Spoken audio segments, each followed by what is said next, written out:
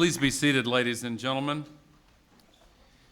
On behalf of the President and the First Lady, it is an honor to welcome all of you to the White House for this very important occasion. I wish to begin and on behalf of the President acknowledge the distinguished guests, beginning with the 5 survivors who will be named individually by the President and the families of other survivors who are represented here with us today. And one of them will be, one of the survivors, Mr. Shaw, will be introduced by Dr. Satcher in a moment, and he will present the President.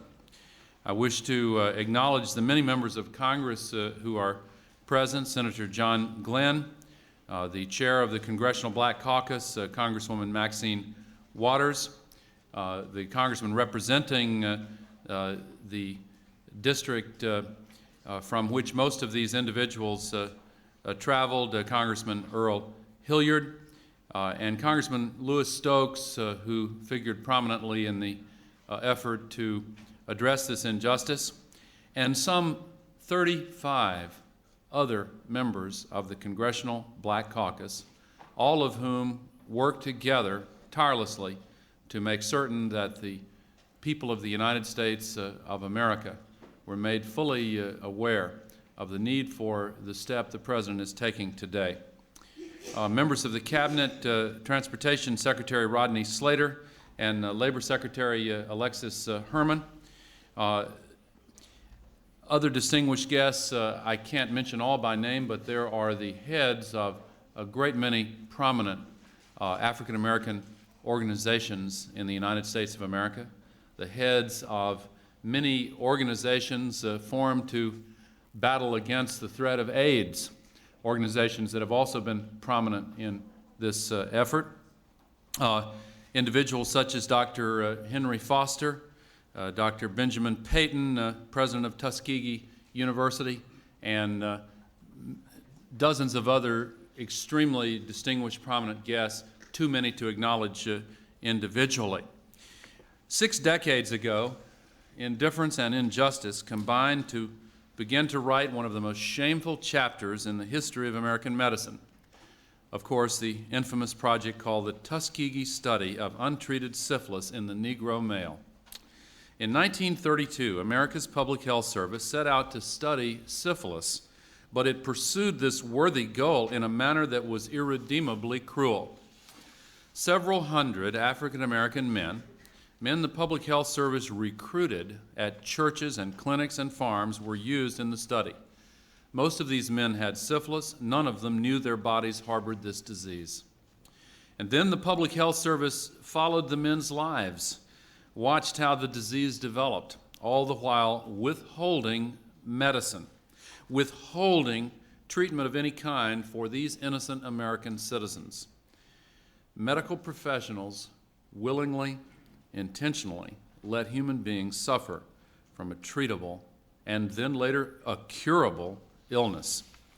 These researchers knew that mercury and arsenic compounds could treat the disease, but the Tuskegee men did not receive the medicine. Later, the researchers knew that penicillin could cure the disease, but again, the Tuskegee men did not get the medicine. They didn't get treated until the 40-year study was discovered and stopped amid public outcry in 1972. It was a disgraceful episode for American science. We feel the repercussions still, tremors of distrust that have not yet disappeared. To this day, the Tuskegee study makes some Americans think twice about donating blood or taking their children for vaccinations or signing an organ donor card. But out of this sad incident, we can learn and we can find healing, and we can vow that such hideous episodes will never occur again. The relentless pursuit of scientific truth is a noble endeavor, but not so noble that it exempts us from our deeper obligations to be moral and just, to revere the sanctity of the lives of our fellow men and women. The ultimate purpose of science is to improve human lives. Science and technology can be powerful forces for good, and usually are. They've cured diseases, built economies, helped to narrow the distance of time and space. In the 21st century, as the march of new discoveries picks up even more speed, we must be vigilant about making certain science and technology always remain positive forces in American life. So today, the nation, under President Clinton's leadership and at his initiative, finally does the right and the honorable thing. It is now my pleasure to introduce and bring to the microphone one of the people who has led this effort that has brought us here today, the distinguished director of the Centers for Disease Control and Prevention, Dr. David Satcher.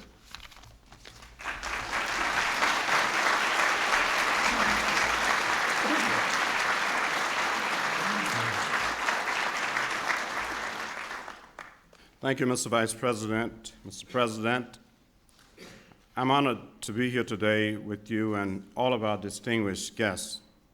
As I begin my remarks, I'd like to make a few acknowledgments. First of all, I'd like to recognize the Acting Surgeon General, Dr. Audrey Manley, who is participating in the ceremony via satellite from Tuskegee, Alabama, along with several of the study participants and their families who are unable to attend the ceremony in Washington, D.C.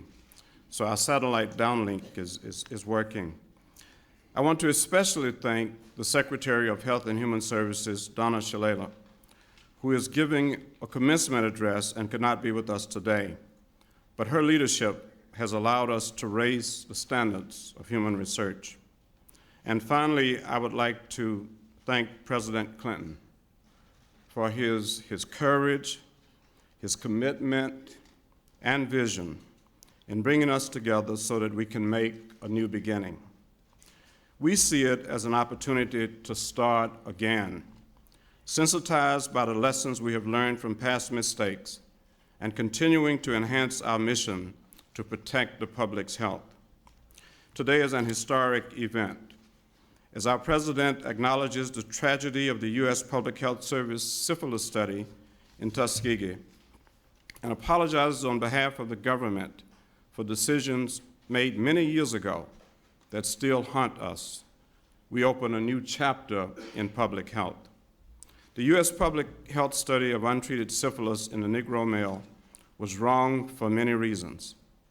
The study participants were never informed about the purpose of the study, never asked to give their informed consent to participate in the study, and were intentionally misled about receiving treatment. But by publicly admitting our mistakes and acknowledging the role of the public health service in this study, we have an opportunity for a new beginning. The future will also bring new ethical challenges. We must be prepared to meet them and to meet them together. As a nation, we must ensure that anyone who conducts human research receives comprehensive bioethics training and understands and incorporates the principles of bioethics in their work, and that local communities where research is conducted are treated as full partners as we strive to uphold the highest ethical principles.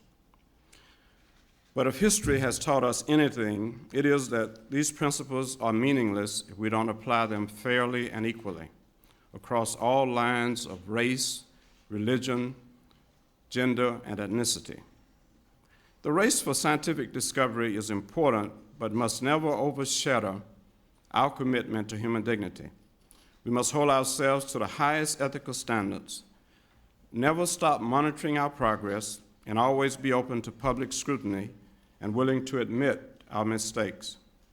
As Secretary Shalala said this morning in her commencement address at the University of Wisconsin School of Medicine, we must ensure that our ethics are always as sophisticated as our science.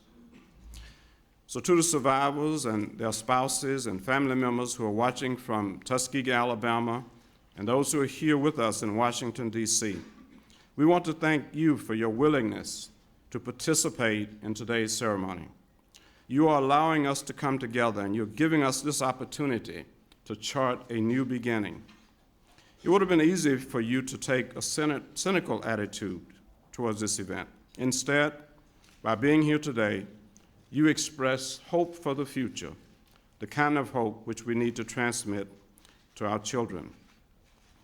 Now I'd like to introduce the next speaker, a very special person, Mr. Herman Shaw, one of our honored guests and a participant in the Tuskegee Syphilis study. Mr. Shaw was an original participant in the study, and he participated for 40 years. He was married to Fannie Mae Greathouse for 62 years. They have 2 children, both college graduates. He has 6 grandchildren and 1 great-grandchild. And he told me last night that for the last 52 years, he has been driving his tractor, and he already has his garden in place for this year. Welcome, Mr. Herman Shaw.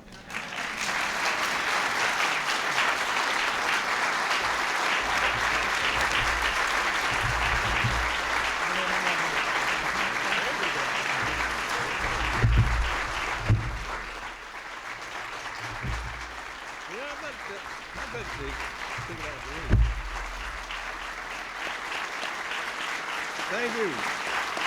Thank you.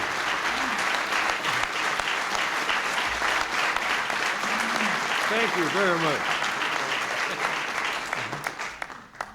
Thank you very, very much.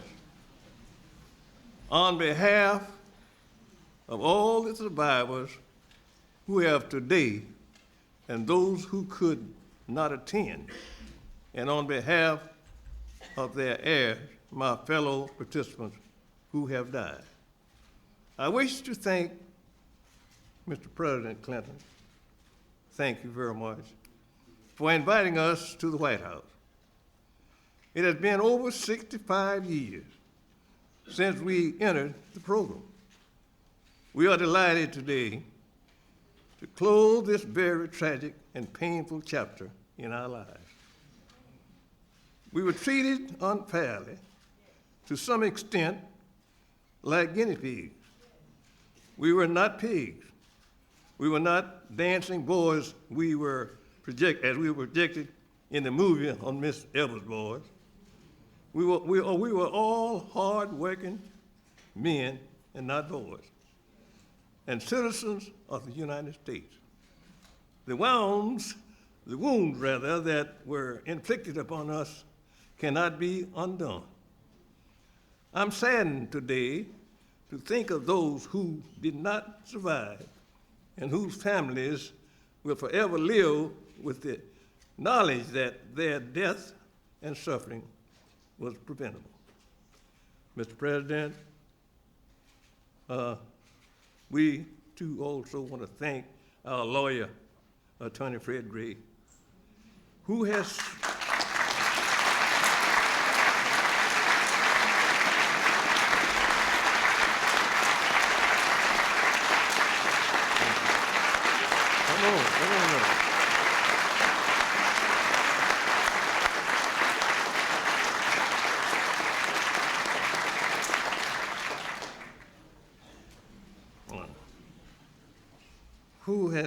been with us during these 25 years and helped us to make this ceremony is important, has become the damage done by the Tuskegee study is much deeper than the wounds any of us may have suffered.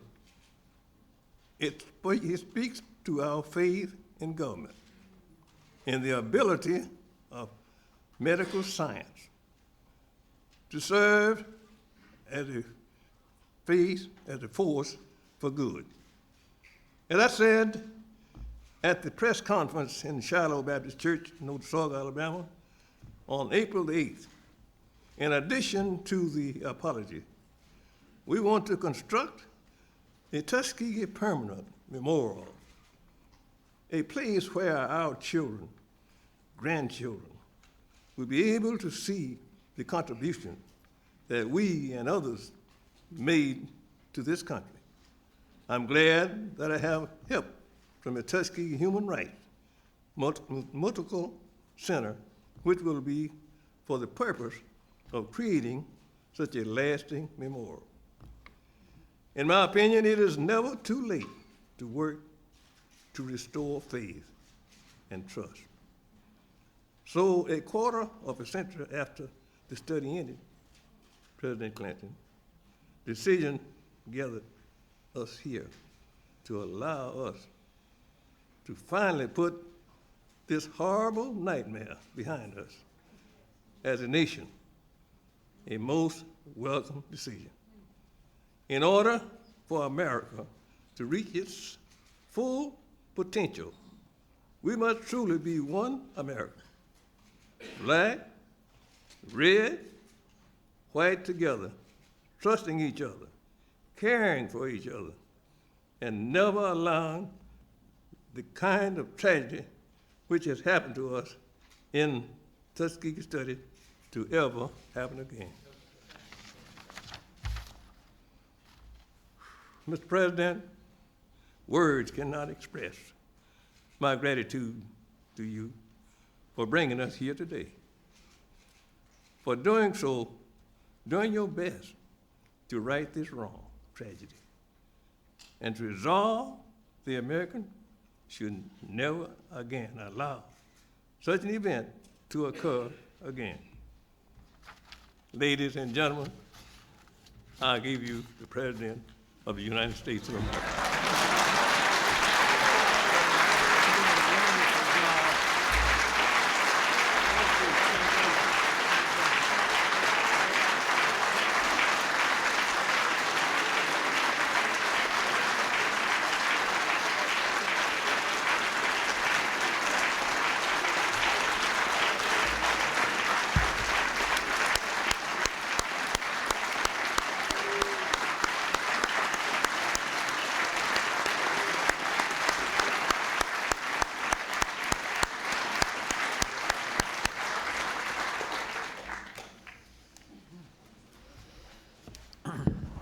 Ladies and gentlemen, on Sunday, Mr. Shaw will celebrate his 95th birthday.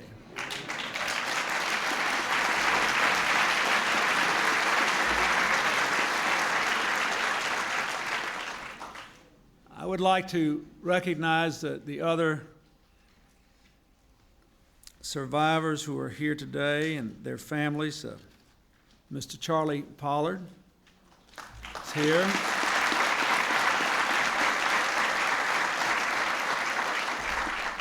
Mr. Carter Howard.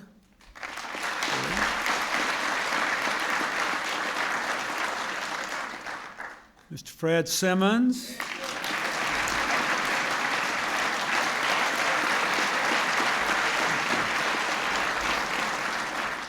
Mr. Simmons just took his first airplane ride. He reckons he's about 110 years old, so I think it's time for him to take a chance or two. I'm glad he did.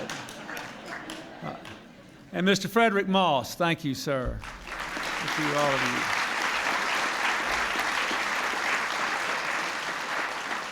you. I would also like to ask three family representatives who are here. Sam Donor is represented by his daughter, Gwendolyn Cox. Thank you, Gwendolyn. Ernest Hendon, who is watching in Tuskegee, is represented by his brother, North Hendon. Thank you, sir, for being here.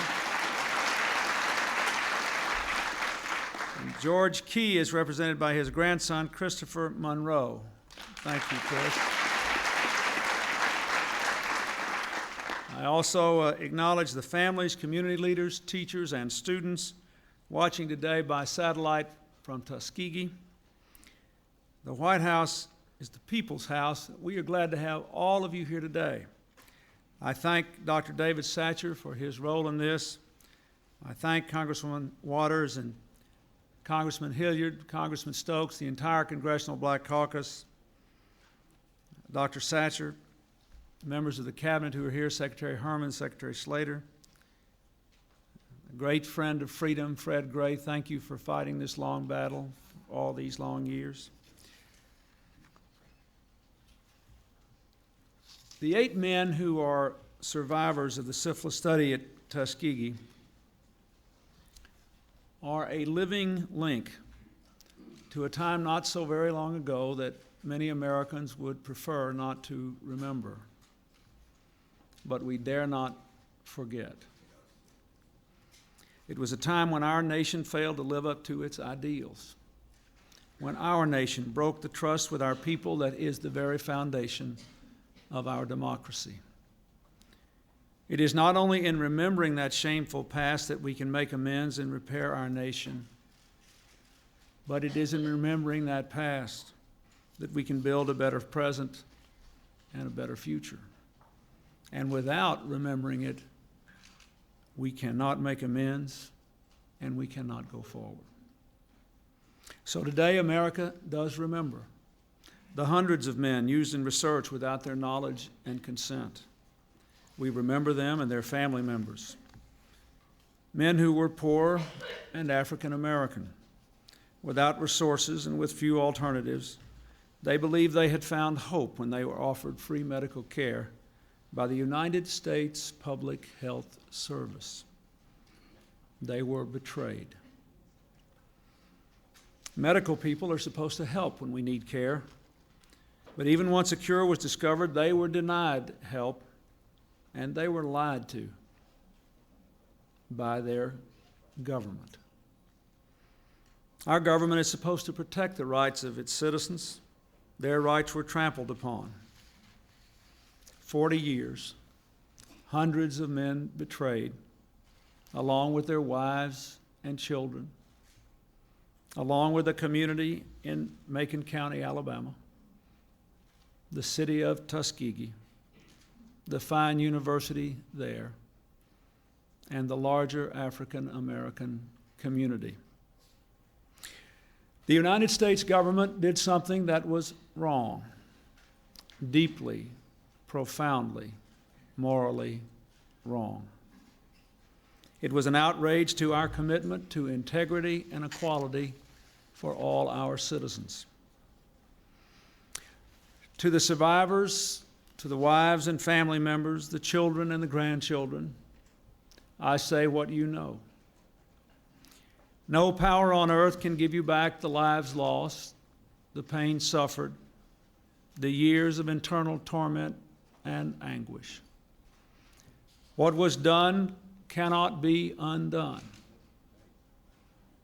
but we can end the silence. We can stop turning our heads away. We can look at you in the eye and finally say, on behalf of the American people, what the United States government did was shameful, and I am sorry.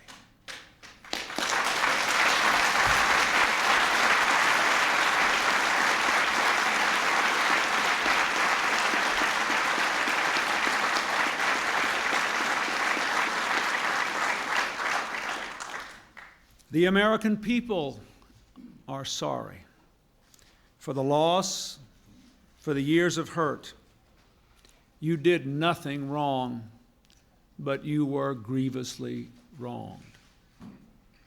I apologize, and I am sorry that this apology has been so long in coming.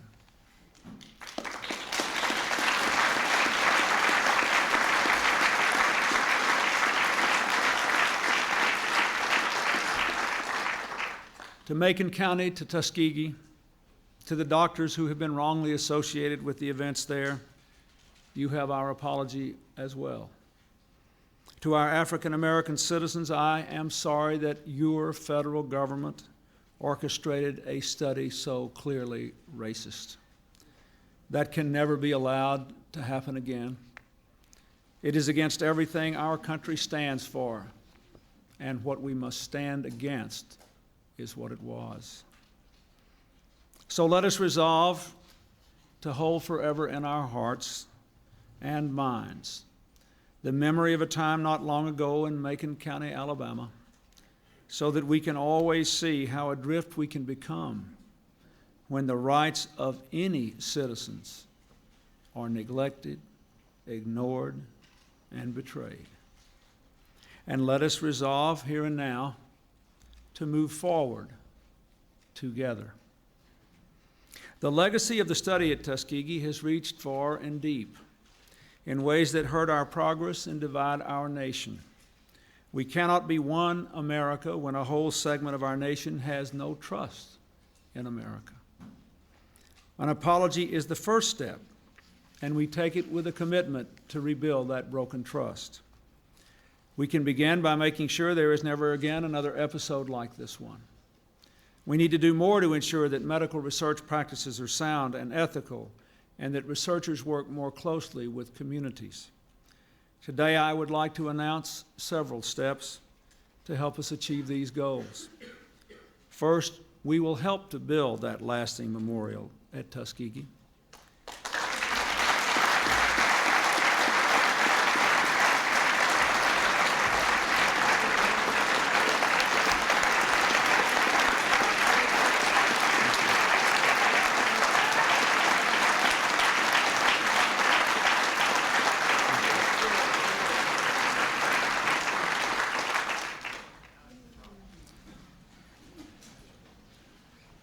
The school, founded by Booker T. Washington, distinguished by the renowned scientist George Washington Carver, and so many others who advanced the health and well-being of African Americans and all Americans, is a fitting site. The Department of Health and Human Services will award a planning grant so the school can pursue establishing a Center for Bioethics in Research and Healthcare. The center will serve as a museum of the study and support efforts to address its legacy and strengthen bioethics training. Second, we commit to increase our community involvement so that we may begin restoring lost trust. The study at Tuskegee served to sow distrust of our medical institutions, especially where research is involved. Since the study was halted, abuses have been checked by making informed consent and local review mandatory in federally funded and mandated research. Still, 25 years later, many medical studies have little African American participation, and African American organ donors are few. This impedes efforts to conduct promising research and to provide the best health care to all our people, including African Americans. So today I'm directing the Secretary of Health and Human Services, Donna Shalala, to issue a report in 180 days about how we can best involve communities, especially minority communities, in research and health care. Every American group must be involved in medical research in ways that are positive. We have put the curse behind us. Now we must bring the benefits to all Americans.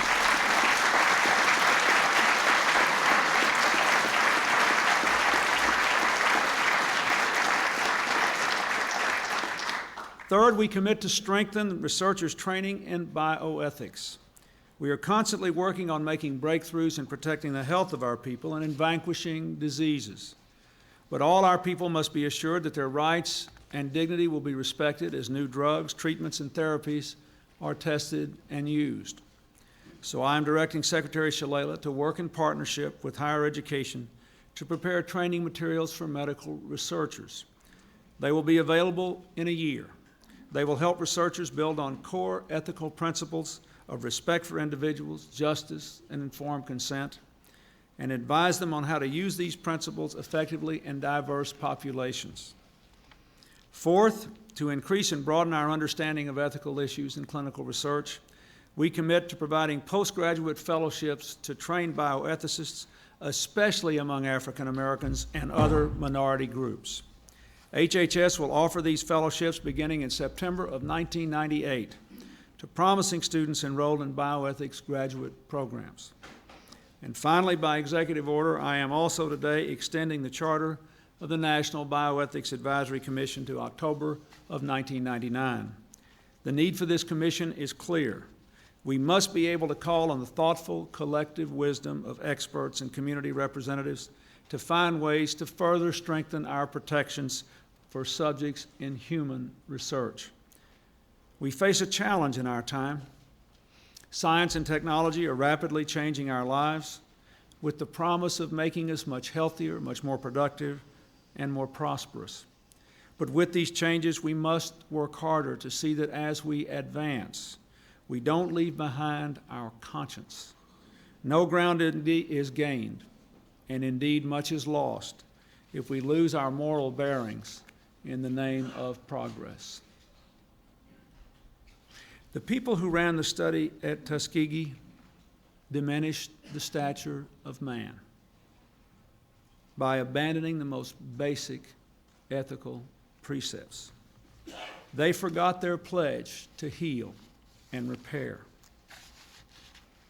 They had the power to heal the survivors and all the others, and they did not. Today, all we can do is apologize. But you have the power. For only you, Mr. Shaw, the others who are here, the family members who are with us in Tuskegee, only you have the power to forgive. Your presence here shows us that you have chosen a better path than your government did so long ago. You have not withheld the power to forgive. I hope today and tomorrow every American will remember your lesson and live by it. Thank you, and God bless you.